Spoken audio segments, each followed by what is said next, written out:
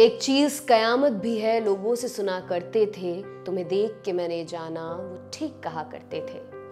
1964 में आए शम्मी कपूर के गाने चांद सा रोशन चेहरा की ये लाइन आपने सुनी होगी। कईयों ने अपने अपने प्रेमी प्रेमिका के लिए शायद इसे इस्तेमाल भी किया होगा, लेकिन हमें ये लाइन याद आ रही है कयामत वाली एक घड़ी को देखकर। नाम है जिसका डूम्सडे क्लॉक। डूम्सडे यानी कयामत का दिन, तो डूम्सडे क्लॉक माने वो क्लॉक, वो घड़ी जो कयामत का दिन बताए। अब आपके मन में यहाँ पर दो सवाल अचरज पैदा कर रहे होंगे। पहला, ये कयामत का दिन प्रिडिक्ट करने वाली घड़ी की टेक्नोलॉजी कहाँ से आई? दूसरा, अगर कयामत का समय पता चल गया तो आखिर वो समय कितना दूर है? तो आज के इस एपिसोड में हम इन्हीं सब विषयों पर विस्तार से चर्चा करेंगे। नमस्कार, मेरा नाम दिव्यांशी सुमराव है। आप देख रहे हैं साइंस से जुड़ा दी लल्लन टॉप का खास प्रोग्राम साइंसकारी।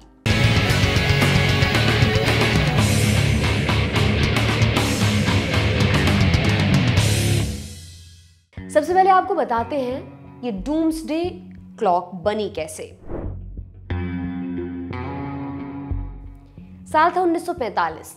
अमेरिका ने एटम बॉम्ब बनाया, वही एटम बॉम्ब जिसने जापान के हिरोशिमा और नागासाकी में कुछ ही मिनटों में ऐसी तबाही मचाई जो कभी किसी ह्यूमन मेड काम से नहीं मची।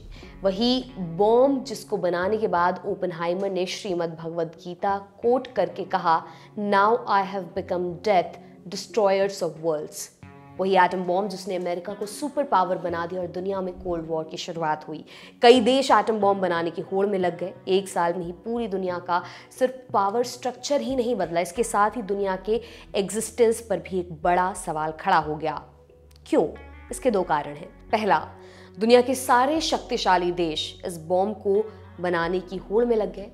दूसरा, विश्व राजनीति में बन रहे ध्रुव संकेत दे रहे थे कि तीसरा विश्व युद्ध अब दूर नहीं है। अल्बर्ट आइंस्टाइन, जे रॉबर्ट ओपेनहाइमर और मैनहट्टन प्रोजेक्ट के अन्य वैज्ञानिकों ने 1945 में एक ऑर्गेनाइजेशन बनाई, एटॉमिक साइंटिस्ट्स ऑफ शिकागो। ये ऑर्गेनाइजेशन शिकागो यूनिवर्सिटी से जुड़ी है। ये साइंस से जुड़े मुद्दों पर मैगजीन भी निकालती है, bulletin of the atomic scientists. 1947 में इस ऑर्गेनाइजेशन ने ही डूम्सडे क्लॉक के आइडिया को सबसे पहले सामने रखा। आपको बता दें, घड़ी एक सिंबॉलिक टाइमर है। सिंबॉलिक क्यों? क्योंकि इस घड़ी का बताया टाइम एग्जैक्ट नहीं होता। इसके बताए समय से सिर्फ करंट सिचुएशन को इन्फर किया जा सकता है। कैसे? ये भी जानिए। डूम्सडे क्लॉक के मुताबिक दुनिया की तबाही में सिर्फ 90 सेकंड्स का वक्त बचा हुआ है। इसका क्या मतलब है? इसका मतलब है कि करंट सिचुएशन और जिस दिशा में दुनिया आगे बढ़ रही है वो इसे तबाही के बहुत करीब ले आई है। अब किन चीजों की वजह से दुनिया तबाही के नजदीक आ गई, क्या है ये करंट सिचुएशन, इसे भी समझाते हैं। दुनिया में चल रहे बड़े युद्ध जैसे रूस Ukraine, Israel Hamas, climate change की वजह से दुनिया के अलग अलग हिस्से प्रभावित हो रहे हैं।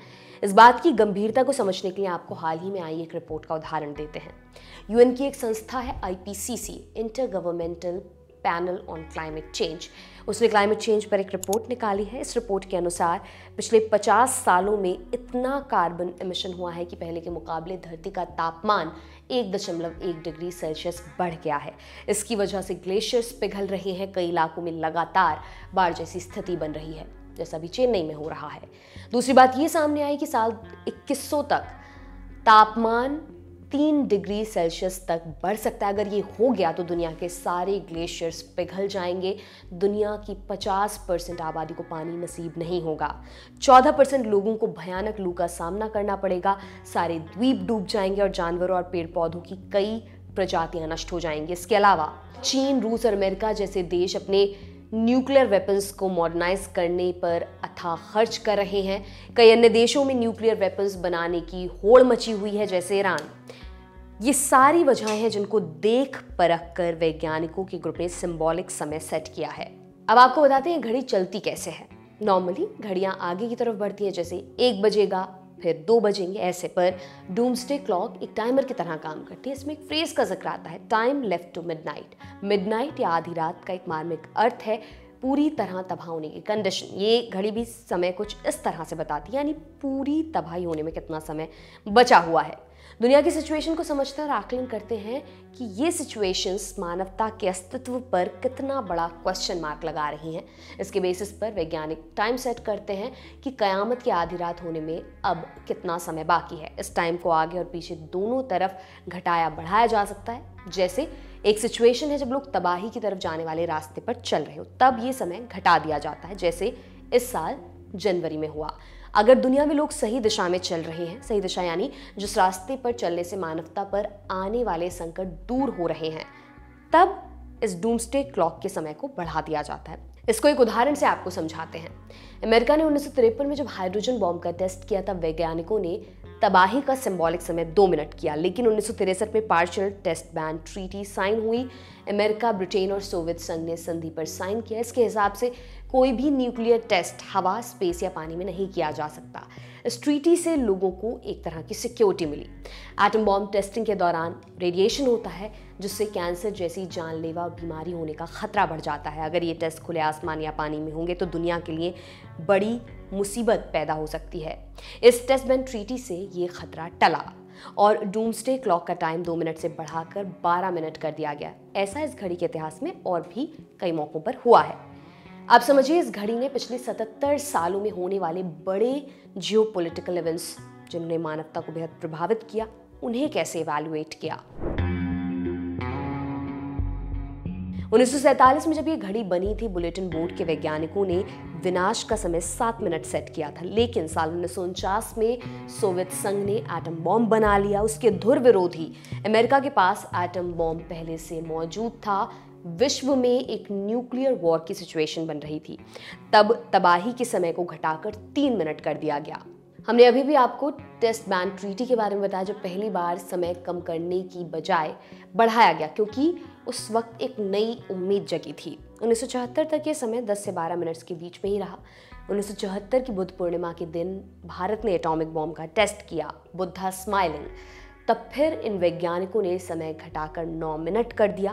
पिछले 77 सालों के इतिहास में इस घड़ी के हिसाब से सबसे सुरक्षित समय 1991 में आया, जब सोवियत संघ के टूटने के बाद कोल्ड वॉर खत्म हुआ।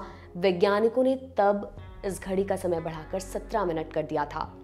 2002 तक दुनिया पर एक नया संकट छाने लगा था। एक डर व्याप्त था कि कहीं दुनिया के बड़े टेररिस्ट ऑर्गेनाइजेशंस न्यूक्लियर अटैक ना कर दे। 55 सालों के बाद इस घड़ी के हिसाब से दुनिया फिर वही उतने ही खतरे में थी, तबाही से फिर 7 मिनट दूर। लेकिन ये तो समस्याओं का अंत नहीं था।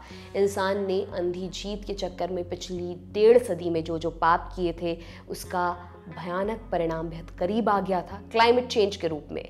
यहाँ से सिर्फ न्यूक्लियर अटैक नहीं, क्लाइमेट चेंज से होने वाली आपदाएं भी मानवता की तबाही का हिस्सा बनने वाली थीं। तब 2015 में समय घटकर सिर्फ 3 मिनट पर आया। 2020 में समय घटकर सबसे कम हुआ सिर्फ 100 सेकेंड्स, और अब पिछले महीने ही इसे घटाकर 90 सेकेंड्स कर दिया गया। यानी डूम्सडे क्लॉक के हिसाब से करंट टाइम में मानवता विनाश के सबसे ज़्यादा करीब खड़ी है। ये बड़ी चिंता का विषय है। इस खतरे के प्रति हम सजग नहीं हुए तो बहुत देर हो सकती है। आप इस पर क्या सोचते हैं, हमें कमेंट बॉक्स में ज़रूर बताएं। ये एपिसोड आपके लिए लिखा था हमारे साथी आकाश सिंह ने। देखते रहिए दी लंदन टॉप। बहुत बहुत शुक्रिया।